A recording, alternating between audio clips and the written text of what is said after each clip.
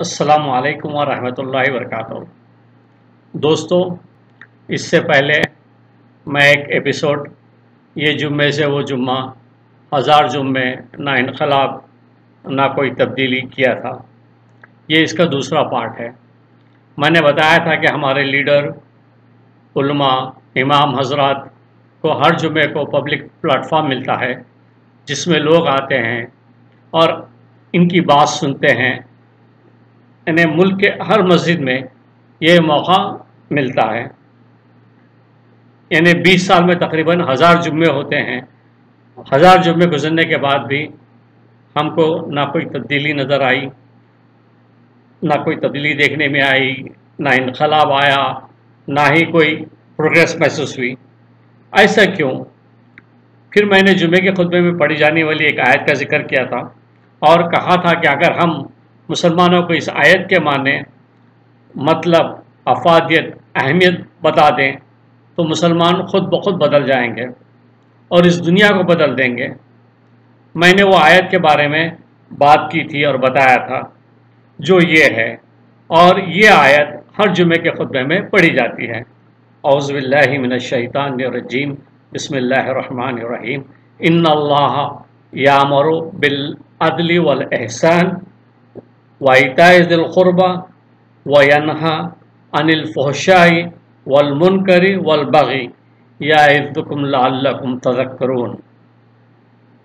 اس آیت میں اللہ تعالیٰ نے ہم کو حکم دیا ہے، یہ اللہ تعالیٰ کا آرڈر ہے کہ ہر مسلمان عدل کرے اور احسان کے ساتھ زندگی گزارے، عزیز و اقارب سے صلہ رحمی کے ساتھ حسن سلوک کرے اور فحشاء سے، منکر کام سے اور وہ ظلم و ستم سے بچیں۔ اس آیت میں 3 کام کرنے کے لیے کہے ہیں، جیسے نمبر 1 عدل کرنے کے لیے کہا گیا، نمبر 2 احسان کے ساتھ زندگی گزارنے کے لیے کہا گیا، نمبر 3 عزیز و اقارب سے حسن سلوک اور صلہ رحمی کرنے کے لیے کہا گیا، اور اسی طرح سے 3 کام نہیں کرنے کے لیے کہے گئے ہیں۔ پہلا کام فحشاء سے بچنے کے لیے کہا گیا، جیسے غیر اخلاقی کام، اخلاقی بددیانی سے بچنے کے لیے، مورل کرپشن سے بچنے کے لیے کہا گیا۔ دوسرا برے کام یعنی منکر کام، وہ کام جو اللہ اور پیارے نبی صلی اللہ علیہ وسلم نے جن کو کرنے سے منع فرمایا ہے، جو نہیں کرنے کے کام ہیں، حرام کام ہیں، جن کو لوگ پسند نہیں کرتے، جو مقبول نہیں ہے، ان منکر کام سے بچنے کے لیے کہا گیا۔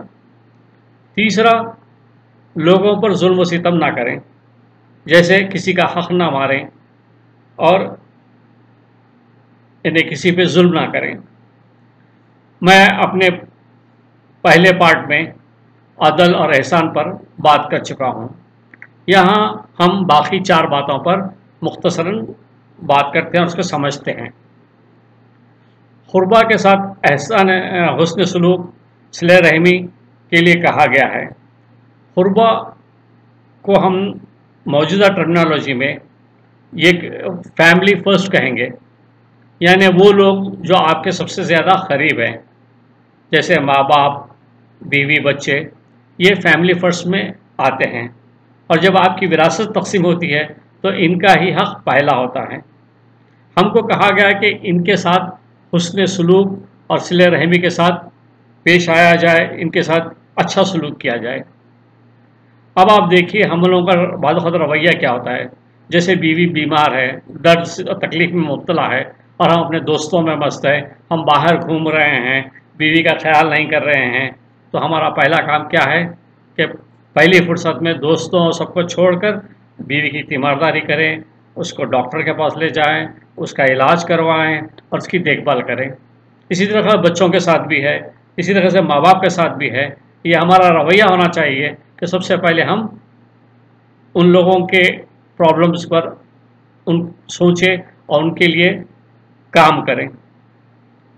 ہمارا کام ہے کہ سب سے پہلے جو ہے اپنے یہ جو اقربا ہیں ان کا خیال رکھیں۔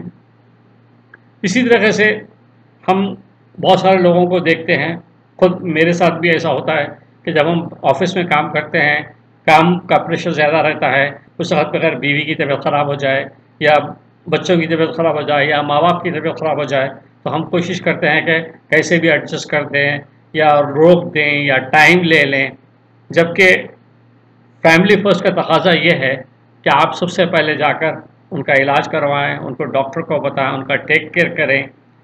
آپ کو لگتا ہوگا کہ آپ کا مالک جو ہے ناراض ہو جائے گا یا آپ کا جو ہے باس آپ سے خوش نہیں ہوگا کہ آپ کام چھوڑ کر اپنی فیملی کو دیکھنے چلے گئے۔ وہ باس کو بھی پتا ہے کہ جو لوگ اپنی فیملی کے بارے میں اس سنجیدگی سے سوچتے ہیں، اتنے سنسیئر ہیں، تو وہ اپنے آفس کے بارے میں بھی اتنے ہی سنسیئر ہیں، اپنے کام کے معاملے میں بھی اتنے سنسیئر ہیں، اور وہ اپنے کاروبار، اپنی کمپنی کے بارے میں بھی سنجیدگی سے سوچتے ہیں۔ تو اس طرح سے جو ہے ہم کو عزیز و اقارب سے جو ہے محبت کرنی چاہیے اور ان کی دیکھ بھال کرنی چاہیے اور ان کا خیال رکھنا چاہیے۔ میں نہیں کہتا کہ ماں باپ، بیوی، بچے ہی آپ کے لیے سب کچھ ہے، آپ کے بہن بھائی یا دوسرے عزیز و اقارب بھی اہمیت رکھتے ہیں۔ ہر ایک کا مان و سمان ہے، اپنی جگہ پر سب کی حیثیت ہے، اپنی جگہ پہ سب کا حق ہے، اور سب کا حق دینا چاہیے اور سب کا خیال رکھنا چاہیے اور سب سے حسن سلوک کرنا چاہیے۔ اس سے معاشرے میں عدل ہوتا ہے اور سلامتی قائم ہوتی ہے، امن و سکون آتا ہے اور لوگ خوش ہوتے ہیں اور معاشرہ ترقی کرتا ہے، لوگ ترقی کرتے ہیں۔ تیسری جو بات دوسری نہیں کرنے کے لیے کہی گئی ہے، جو باتیں نہیں کرنے کے لیے کہی ہیں، اس میں سب سے پہلے بات فحشہ ہے۔ فحشہ کیا ہے؟ ہر وہ غیر اخلاقی عمل فحشہ کہلاتا ہے۔ فحاشی کے معنی صرف ننگے پھرنا یا بدن دکھانا نہیں ہے، فحشہ کے معنی اخلاقی بددیانتی ہے، مورل کرپشن ہے۔ میرا ماننا ہے کہ مورل کرپشن ہر کرپشن کی ماں ہے۔ اخلاقی بددیانتی ہی تمام کرپشن کو جنم دیتی ہے۔ سماج کے لیے سب سے برا کام یا نقصان پہنچانے والا کام اخلاقی بددیانتی ہے، اور وہ لوگ جو اخلاقی بددیانت ہیں یہ سب سے بڑے فسادی ہیں اور یہی فتنے کی جڑ ہیں سوسائٹی میں، اور یہ ظلم و زیادتی کا سبب ہیں۔ اخلاقی بددیانتی کی وجہ سے ہم رشوت لیتے ہیں، ناجائز کام کرتے ہیں، دھوکہ دیتے ہیں، فریب دیتے ہیں، جھوٹ بولتے ہیں، چوری کرتے ہیں، کم تولتے ہیں، خراب مال بیچتے ہیں، غیبت کرتے ہیں، لوگوں میں فساد ڈالتے ہیں، جھگڑے ڈالتے ہیں، ایسے سینکڑوں کام کرتے ہیں۔ اس کی ادنا سی مثال یہ ہے کہ کرپشن کی، مورل کرپشن کی ایک ادنا سی مثال میں آپ کو دیتا ہوں، تو آپ سوچ سکتے ہیں کہ یہ تو چھوٹی مثال ہے، اور اس کو سامنے رکھ کر آپ بڑے بڑے جو کام کرتے ہیں ہم سوچئے اس سے کتنا نقصان ہوتا ہے سوسائٹی کو۔ اب آپ نے دیکھا کہ نل سے پانی بہہ رہا ہے اور آپ دیکھ کر آپ نے گزر گئے، بند نہیں کیا، آپ اس کو دیکھ کر گزر جاتے ہیں، نل کو بند نہیں کرتے اور پانی بہتا ہے، تو یہ بھی کرپشن کے زمرے میں آتا ہے، یہ بھی فحشہ ہے، یہی صرف نظر کی کیفیت ہے۔ بے شک آپ کو گزرتے کوئی نہیں دیکھ رہا ہے، نہ ہی کوئی دیکھا ہے، لیکن اللہ تو دیکھ رہا ہے، اسی لیے اوپر کہا گیا، اسی لیے جو ہے اللہ تعالیٰ نے کہا کہ اپنی زندگی کو احسان کے ساتھ گزارو، یعنی اس طرح سے گزارو جیسے کہ آپ اللہ کو دیکھ رہے ہیں یا اللہ آپ کو دیکھ رہا ہے۔ تو اگر آپ کو یقین ہے کہ کوئی نہ دیکھ رہا ہو، اللہ دیکھ رہا ہو، تو آپ جو ہے نہیں گزریں گے اور یہ صرف نظر نہیں ہوگا، آپ کو یقین ہوگا کہ اللہ تو دیکھ رہا ہے۔ اس طرح ایک اور مثال ہے، ایک ٹیلر ہے، اس نے آپ کو کپڑے دینے کے لیے 4 دن کا وقت دیا۔ 4 دن کے بعد آپ پہنچے ٹیلر کے پاس کپڑے لینے کے لیے، تو پتہ چلا کہ جو ہے ابھی ریڈی نہیں ہے، وہ آپ سے کہے گا کہ کل آ جاؤ۔ پھر آپ ٹائم نکال کر کل گئے کپڑے لینے کے لیے، وہ بولے گا بھائی آج لائٹ نہیں تھی، آج جو ہے بازار بند تھا، سامان نہیں ملا، ابھی سیاہ نہیں، یا چچا کا انتقال ہوگا یا خالو کا انتقال ہوگا، کوئی بھی جھوٹ بول کے بہانہ بازی کرے گا، بولے گا 2 دن کے بعد آ جائیں، 2 دن کے بعد میں آپ کو کپڑے دے دوں گا۔ پھر آپ 2 دن کے بعد پہنچتے ہیں تو پھر بھی ریڈی نہیں ہوتے۔ یعنی اس طرح سے جو لوگ کرتے ہیں یہ بھی فحشا کے زمرے میں آتا ہے میری نظر میں. یہ بھی اخلاقی کرپشن ہے، اور اس ٹیلر کی اخلاقی بددیانتی کی وجہ سے کہ وہ اپنے وعدے پر قائم نہیں رہا، آپ کا ٹائم، انرجی، آنے جانے کا پیٹرول اور دوسرے کام متاثر ہوئے، جس کی وجہ سے آپ کے قیمتی وسائل ضائع ہوئے.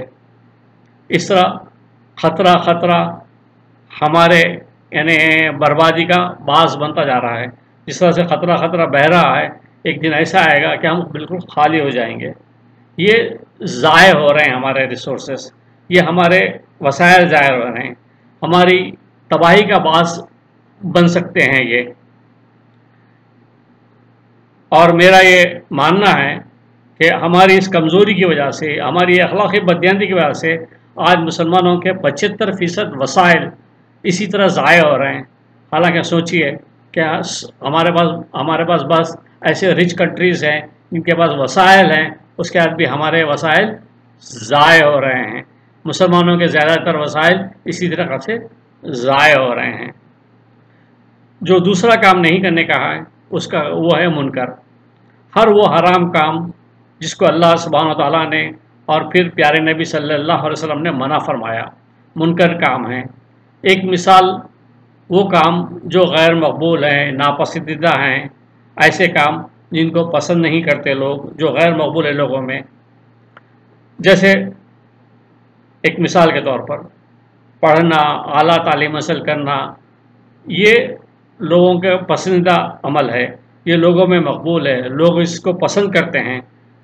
اس طرح جہالت ناپسندیدہ عمل ہے، منکر عمل ہے، مقبول نہیں ہے. اسی طرح حلال روزگار کمانا پسندیدہ عمل ہے، محنت کرنا پسندیدہ عمل ہے، مقبول عمل ہے. لوگ خوش ہوتے ہیں سن کے آپ کیا محنت کر رہے ہیں، آپ حلال روزگار کما رہے ہیں، لوگ خوش ہوتے ہیں آپ کے یہ بات کو سن کے. جبکہ آپ سستی کرتے ہیں، کاہلی کرتے ہیں اور کام نہیں کرتے ہیں تو لوگ آپ کو ناپسند کرتے ہیں. یہ ناپسندیدہ عمل ہے، آپ ناپسندیدہ عمل کرتے ہیں اس لیے لوگ آپ کو ناپسند کرتے ہیں. یہ منکر عمل ہے، یہ ڈسٹرکٹیو عمل ہے، اس سے ترقی نہیں آتی، اس سے ڈیولپمنٹ نہیں ہوتا ہے. اب لوگوں سے میل ملاپ کرنا، اچھی بات کرنا، آپ جو ہے مسکرا کر ملنا، سلام کرنا، یہ سب پسندیدہ عمل ہے، یہ سب مقبول عمل ہے. جبکہ لڑائی جھگڑا کرنا، گالی گلوچ کرنا، یہ سب ناپسندیدہ عمل ہے. یعنی ہم کو اچھے عمل میں اور برے عمل میں فرق کرنا ہوگا، اور جو برے عمل ہے، منکر عمل ہے، اس سے بچنے کی کوشش کرنی چاہیے. یعنی ہر برا عمل ناپسندیدہ ہے اور منکر عمل ہے اور غیر مقبول عمل ہے، اس سے ہم کو بچنا چاہیے. اب جو لاسٹ بات ہے وہ ہے بغی. بغی کے معنی ظلم و ستم ہیں، یعنی لوگوں کا حق چھین لینا، لوگوں کو ان کا حق نہ دینا. جیسے آپ نے کسی سے پیسے لیے اور واپس نہیں کیے، یہ ظلم ہے. کسی کی زمین پر قبضہ کیا اور اس کو جو ہے آپ اس کی زمین جو ہے نہیں چھوڑے، اور یہ ظلم ہے. اس طرح آپ سچ بات نہ کریں تو یہ بھی ظلم ہے. اور جب آپ اخلاقی بددیانتی کا شکار ہوتے ہیں، فحشا میں آگے بڑھ جاتے ہیں تو ظلم کرنے لگتے ہیں لوگوں پہ. ہمارے جیسے آپ نے کسی کا کام ہے، آپ وہ کام کر سکتے ہیں اور وہ اس کا حق ہے، لیکن آپ اس کا حق نہیں دیتے بلکہ آپ رشوت لے کے اس کا حق دیتے ہیں. یہ ظلم ہے اس انسان پہ. ہمارے یہاں لوگوں کو بھی زمین قبضہ کرنا، لوگوں کا پیسہ کھا جانا، ان کا حق نہ دینا، قاتل کی حمایت کرنا اور ان کو بچانا، یہ عام ہو گیا ہے. پولیس والے کرتے ہیں، وکیل کرتے ہیں، ججز کرتے ہیں. یہ سب کیا ہے؟ اخلاقی کرپشن ہے، یہ فحشا ہے اور یہ اخلاقی بددیانتی ہے، جس کے باعث لوگ ظلم کرتے ہیں. اور اللہ تعالیٰ نے ظلم نہیں کرنے کے لیے کہا ہے.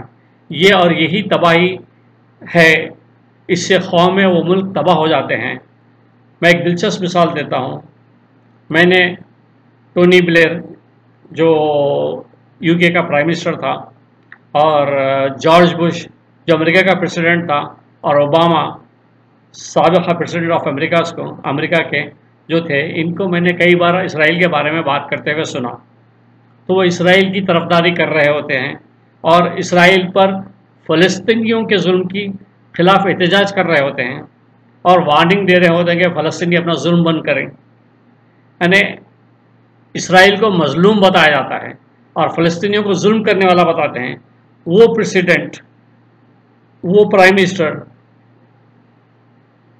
جو سب کچھ جانتے ہیں، وہاں کیا کیا ہو رہا ہے سب کچھ جانتے ہیں، ان کے بارے میں ان کو ہر چیز کا علم ہے، اور ہم ٹی وی پر فلسطینی بچوں کے لاشیں دیکھتے ہیں، بچوں کے، عورتوں کے، مرد لوگوں کے، اسرائیلی بمباری سے لوگوں کے مرنے کی لاشیں دیکھتے ہیں، گھروں کو تباہ حال دیکھتے ہیں، لوگوں کو روتے بلکتے دیکھتے ہیں، اور ساری دنیا اس پہ ماتم کرتی ہے.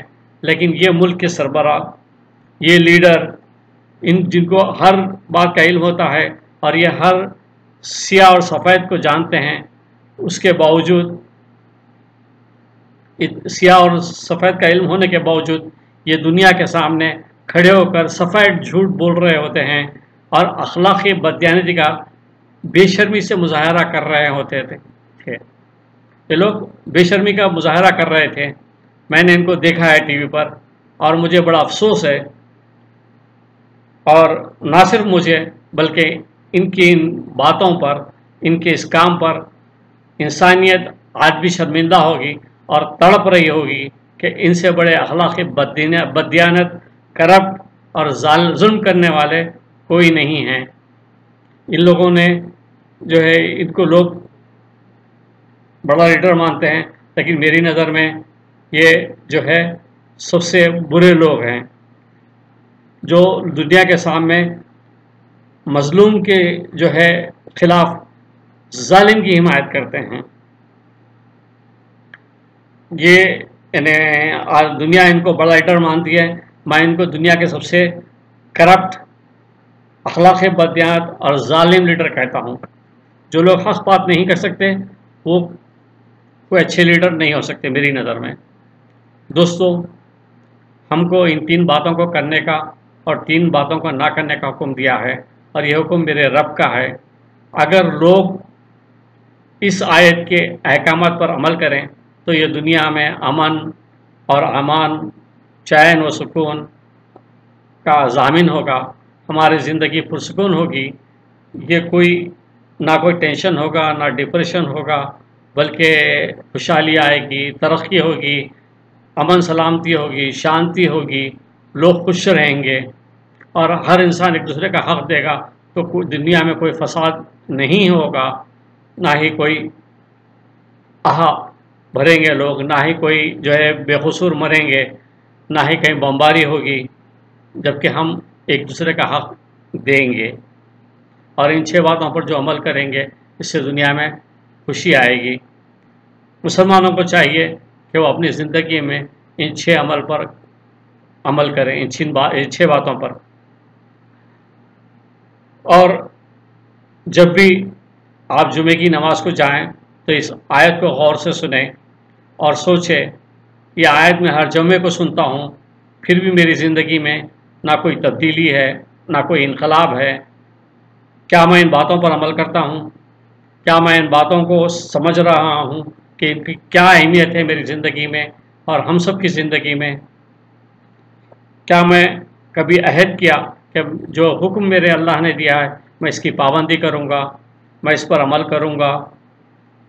کیا ہم نے سوچا ہے، کبھی اس بات کا خیال کیا ہے کہ اللہ نے ہم کو کن باتوں کا حکم دیا ہے اور ہم یہ باتیں کیوں نہیں کر رہے ہیں؟ ہم کو کیوں نہیں بتایا جاتا ہے کہ ہم کو یہ باتوں کا حکم دیا گیا ہے، یہ کام کرنے کے لیے کہا گیا ہے، یہ کام کرنے کے لیے کہا گیا ہے. کس نے کہا ہے؟ آپ کے مالک نے، آپ کے اللہ نے آپ کو یہ کام کرنے کے لیے کہا ہے. اور ہم سب کو چاہیے کہ ان باتوں پر عمل کرنے کے لیے عہد کریں اور اس پر سنجیدگی سے سوچ بچار کریں اور عہد کریں کہ ہم آئندہ اپنی زندگی میں ان 6 باتوں پر عمل کریں گے.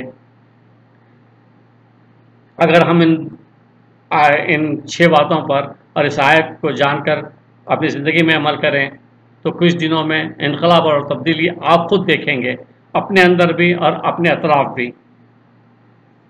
میری آپ لوگوں سے گزارش ہے، اس کا فرسٹ پارٹ بھی ضرور سنیں میرے اس میسیج کو لوگوں سے شیئر کریں، ڈسکس کریں، کامنٹس کریں، اور میری علماء حضرات سے، امام مسجد سے اور لیڈر سے گزارش ہے کہ وہ اس آیت کے بارے میں لوگوں کو بتائیں اور اس میسیج کو، یعنی اس آیت کو لوگوں کو گھر گھر پہنچائیں اور ہر آدمی کو بتائیں کہ اللہ ان سے کیا چاہتا ہے، اللہ کا کیا حکم ہے، تاکہ جب بھی جمعے کو وہ آدمی جائے تو اس کو اسٹرائک ہو کہ اللہ میرا اللہ مجھ سے کیا کہتا ہے۔ اور اس بات کی، اس آیت کی یعنی اہمیت کو دیکھتے ہوئے خلیفہ عمر بن عبدالعزیز رحمۃ اللہ علیہ نے اس کو خطبے میں، جمعے کے خطبے میں شامل فرمایا ہے، تاکہ مسلمانوں کو یہ برابر اسٹرائک کرتا رہے۔ تو میرے دوستو، آپ ضرور جمعے کے دن اس آیت کو سننے کی کوشش کریں اور اس پر غور و فکر کریں اور سنجیدگی سے عمل کرنے کی کوشش کریں۔ Thank you very much. اللہ ہم سب کو اس پر عمل کرنے کی توفیق دے اور ہدایت دے۔ Thank you.